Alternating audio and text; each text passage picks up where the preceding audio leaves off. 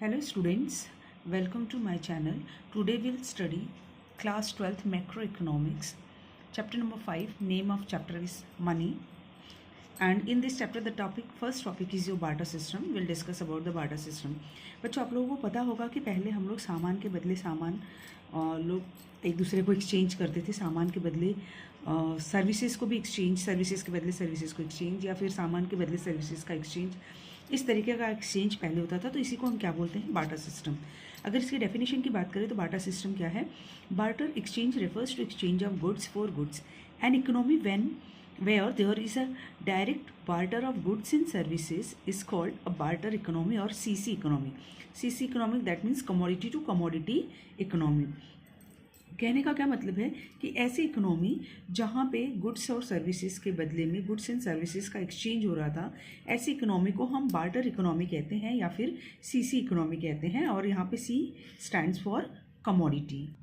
लेकिन बच्चों जब भी हम बार्टर सिस्टम की बात करेंगे तो बार्टर सिस्टम में कुछ ना कुछ लिमिटेशंस होते हैं, जैसे lack of double coincidence of want. Lack of double coincidence of want कहने का क्या मतलब है कि क्योंकि ये गुड्स के एक्सचेंज पे आधारित होता है, तो ज़रूरी नहीं है कि जो चीज़ मेरे पास है मैं वो सामने वाले को दूँ और सामने वाला उस चीज़ को लेने के लिए तैयार हो, और जो चीज़ मुझे चाहिए वो सामने वाले के पास हो। तो यहाँ पे क्या होता है? Lack of double coincidence of want. ऐसा रेयर केस होता है कि कभी जो चीज़ें मुझे बेचनी है और सामने वाले को वो खरीदनी है, और जो मुझे खरीदनी है वो सामने वाले के पास है, ऐसा रेयर केसेस में होता है। फिर दूसरा जो इसका लिमिटेशन है, lack of common measure of value. Yes, जो बार्टर सिस्टम था उसमें कॉमन मेजर ऑफ वैल्यू का कमी देखने को मिलता था। जैसे अगर किसी को वीट चाहिए और वीट के बदले वो बनाना दे रहा है, सामने वाला पर्सन उसको बनाना दे रहा है, तो वीट 1 kg वीट के बदले कितना बनाना देना चाहिए, तो ये कॉमन मेजर ऑफ वैल्यू की प्रॉब्लम अराइज हो जाती थी। फिर lack of standard of deferred payment. Deferred payment that means future payment. यहाँ पे बार्टर सिस्टम में डेफर्ड पेमेंट की भी प्रॉब्लम अराइज होती थी, क्योंकि गुड्स है, गुड्स को हम काफ़ी लंबे समय तक स्टोर करके नहीं रख सकते, चाहे वो वीट हो, चाहे वो बनाना हो, चाहे वो एप्पल हो, चाहे राइस हो, उसको एक टाइम पीरियड तक ही स्टोर करके रखा जा सकता है, उसके बाद हम उसको नहीं स्टोर करके रख सकते। दैट इज़ फ्यूचर पेमेंट अगर हमको करना है उससे तो बहुत प्रॉब्लम अराइज होती थी। Then lack of store of value. अगर lack of store of value की बात करें तो बार्टर सिस्टम में स्टोर ऑफ वैल्यू भी नहीं होता था। आज के सिस्टम में क्या है बेटा कि मनी है अगर हमारे पास तो हम मनी को फ्यूचर के लिए स्टोर करके रख सकते हैं, बट बार्टर सिस्टम में क्या था? गुड्स के बदले गुड्स का एक्सचेंज होता था। वीट है, राइस है, वेजिटेबल्स है, इसको हम फ्यूचर में कितने टाइम पीरियड के लिए स्टोर कर सकते हैं? वेजिटेबल्स को बहुत हुआ तो 2 से 4 दिन, वीट एंड राइस अगर हुआ तो बहुत हार्डली अगर लोग उसको स्टोर कर सकते हैं तो 6 मंथ या फिर 1 ईयर, उससे ज़्यादा उसको स्टोर करके नहीं रखा जा सकता। बट मनी को आप काफ़ी लंबे टाइम पीरियड तक स्टोर करके रख सकते हैं। तो ये कुछ लिमिटेशंस थे बार्टर सिस्टम की। नाउ हम बात करेंगे फंक्शंस ऑफ मनी। अगर मनी के फंक्शंस को देखा जाए तो मनी को फंक्शंस को 2 पार्ट्स में डिवाइड किया है, primary function and secondary function. इसमें मनी का प्राइमरी फंक्शन क्या है? Medium of exchange. ये मनी क्या है? मीडियम ऑफ एक्सचेंज के रूप में काम करता है।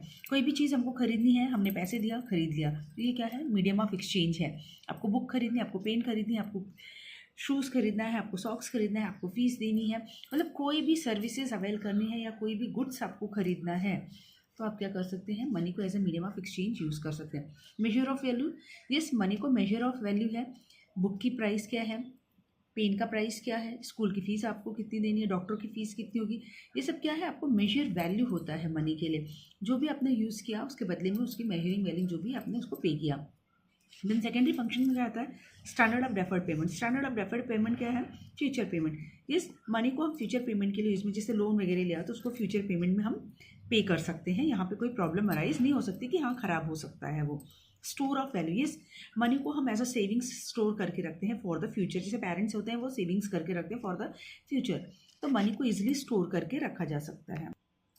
फिर बच्चों बात करें अगर हम डेफिनेशन ऑफ मनी की, तो जो मनी का डेफिनेशन है, जो फंक्शंस है मनी के, वही मनी के डेफिनेशंस भी हो जाते हैं। सिंपल डेफिनेशन है ये। Money is anything which is generally accepted as a medium of exchange, measure of value, store of value and means of standard of deferred payment. ये जो पीछे हमने इसके फंक्शंस पढ़े थे, ये फंक्शंस जनरली इसके डेफिनेशन भी हो जाते हैं। नाउ अगर मनी की लीगल डेफिनेशन की बात करें तो money is what the law says is money. That means government जो भी डिक्लेयर करे कि ये मनी है तो वो चीज़ मनी बन जाती है।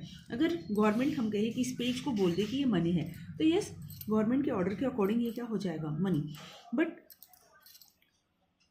जैसे हम 2000 रुपीज़ का नोट है, 1000 का जो नोट था, गवर्नमेंट ने उसको एक्सेप्ट करने से मना कर दिया या उसको लीगल डीमोनेटाइजेशन कर दिया उसका, तो अब वो क्या है, अब उसको हम मनी एज अ टर्म में नहीं ले सकते, वो मियर पेपर, एक सिर्फ कागज़ का टुकड़ा रहेगा, उसकी कोई वैल्यू नहीं रहेगी। लेकिन अगर लीगल डेफिनेशन ऑफ मनी की बात करें तो ये दो टाइप का होता है, लीगल टेंडर मनी और दूसरा होता है non legal tender money.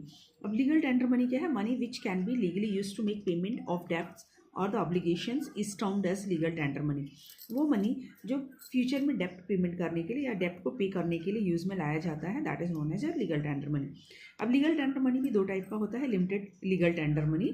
Limited legal tender money क्या होता है बच्चों, कि ऐसा money which can be paid in discharge of डेप्ट अप टू सर्टेन लिमिट, मतलब किसी लिमिट तक जिसको हम पे कर सकते हैं उसी को लिमिटेड लीगल टेंडर मनी कहा जाता है। और इसमें हम कॉइन्स को लेते हैं। इंडिया में कॉइन्स क्या है, लिमिटेड लीगल टेंडर मनी में आते हैं। ये वाली लाइन को आप मार्क कर लीजिएगा क्योंकि ये 1 मार्क क्वेश्चन में आता है, dash is the limited legal tender money. आपका आंसर क्या होगा, कॉइन्स।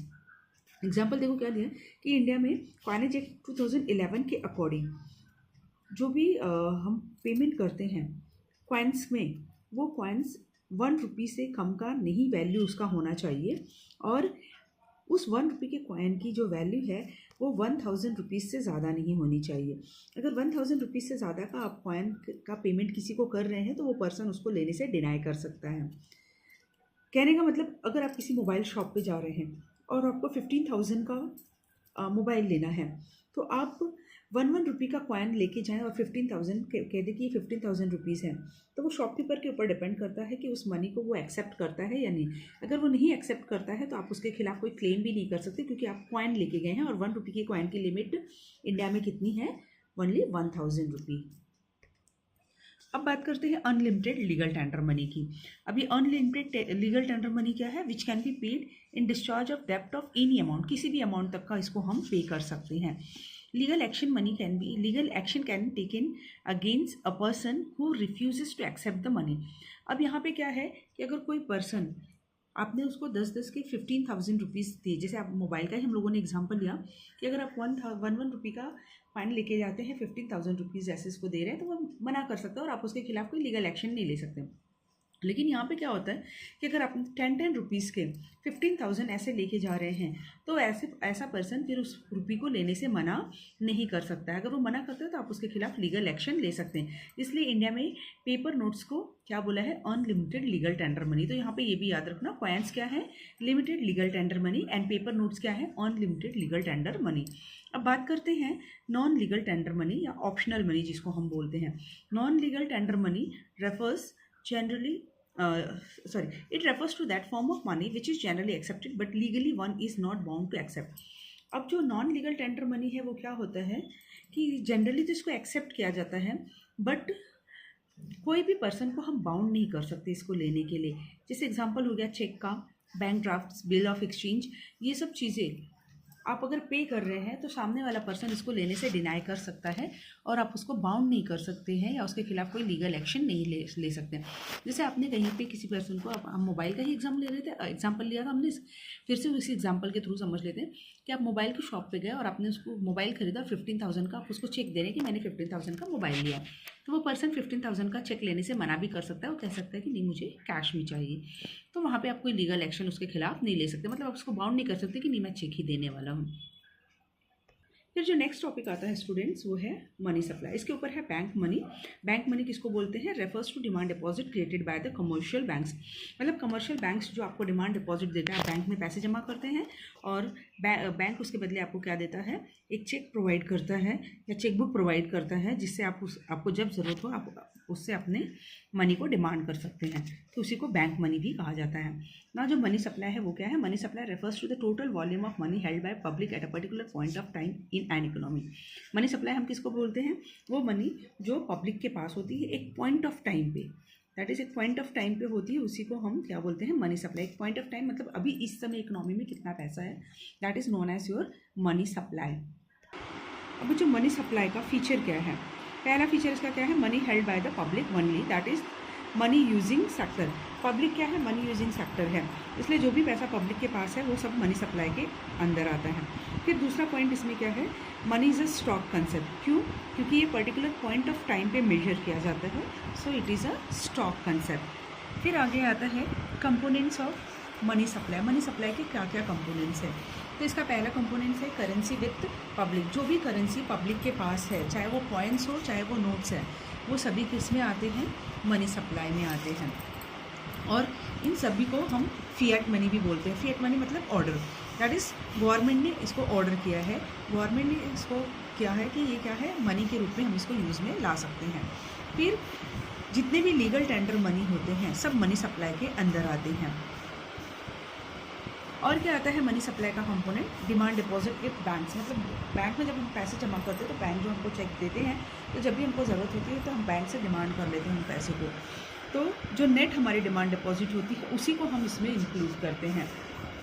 अगर एक बैंक का दूसरे बैंक से ट्रांजेक्शन हो रहा है तो उसको हम मनी सप्लाई में नहीं लेते हैं। जैसे आप लोग जाते हैं कुछ दुकान पर कभी जाते हैं, आप लोग जो पैसे कैश में देने की बजाय गूगल पे करते हैं, तो गूगल पे किया तो मतलब वो आपके अकाउंट से उस दुकानदार के अकाउंट में पैसे ट्रांसफ़र हो गए। तो ये बैंक से बैंक जो ट्रांसफ़र होता है, इंटर बैंकिंग ट्रांसफ़र होता है, उसको हम मनी सप्लाई में इंक्लूड नहीं करते। मनी सप्लाई में सिर्फ वो पैसे इंक्लूड होंगे जो पब्लिक के पास होते हैं। फिर टर्म डिपॉजिट और नॉट इंक्लूडेड। टर्म डिपॉजिट भी मनी सप्लाई में नहीं इंक्लूड होता है। While calculating M1 measurement of money supply, only demand deposits are considered as a part of money supply and not the term deposit. That is, demand deposit is equals to saving account deposit plus current account deposit. Demand deposit पे दोनों आ जाएंगे, आपके saving account deposit भी आएंगे and current account deposit भी आ जाएंगे, लेकिन इसमें फिक्स डिपॉजिट को हम इंक्लूड नहीं करते हैं। जब मेजर्स ऑफ मनी सप्लाई की बात करेंगे तो मेजर्स ऑफ मनी सप्लाई जो है वो 4 टाइप्स के होते हैं, M1, M2, M3 and M4। लेकिन हमारे सिलेबस में, दैट इज क्लास 12 के सिलेबस में ओनली M1 इज़ इंक्लूडेड, इसलिए हम M1 को ही कंसिडर करेंगे। M1 क्या है? It is the first and basic measure of money supply. M1 is the most liquid measure of money supply as all its components are easily used as a medium of exchange. अब आपको यहाँ पे बात ये याद रखनी कि M1 that is M1 को सबसे ज़्यादा लिक्विडिटी होती है, क्योंकि जितने भी मनी सप्लाई के कंपोनेंट्स होते हैं ये सभी M1 में आ जाते हैं।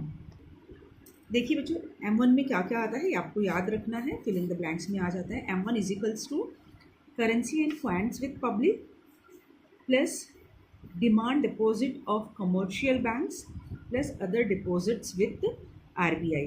अब इसको आपको शॉर्ट में अगर याद करना है तो you can learn it like this also.